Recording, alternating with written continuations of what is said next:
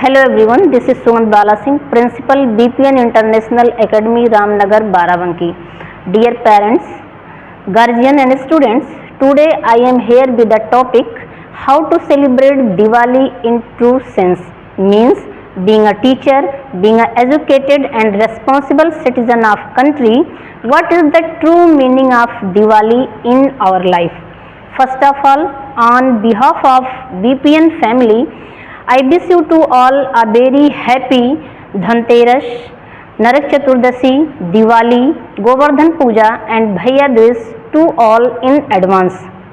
May this festival of light fill lots of light in your life and bring lots of joy, happiness, prosperity, peace, harmony, love, laughter, good health with education.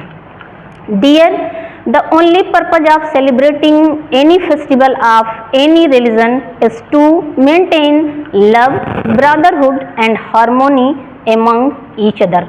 But the meaning of celebrating our festival should be very different and our every activity should give a message to the society. Being educated human, our Diwali should happen every day. I would like to explain in Hindi, it should happen. Means being a educated person, being a teacher, being a responsible person, हमारी दिवाली कैसे होनी चाहिए और हमें सही अर्थों में दिवाली कैसे मनानी है। दिवाली एक दिन नहीं मनानी, हमें डेली मनानी है।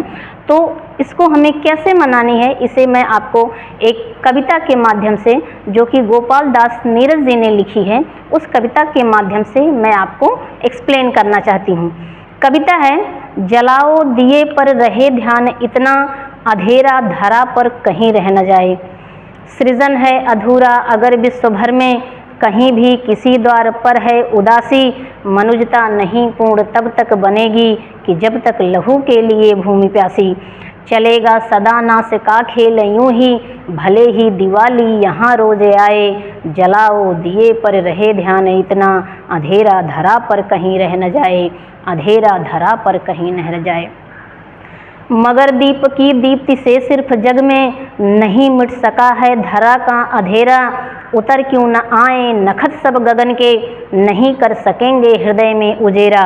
मिटेंगे अंधेरे तभी इस धरा से, मिटेंगे अंधेरे तभी इस धरा से, स्वयं धर मनुज दीप का रूप आए। जलाओ दिए पर रहे ध्यान इतना, अंधेरा धरा पर कहीं रह न जाए। अंधेरा धरा पर कहीं रह न जाए। मीन्स हमें जो दिया जलाना है, दिवाली का जो दिया जलाना है, वो दिया किसका होना चाहिए?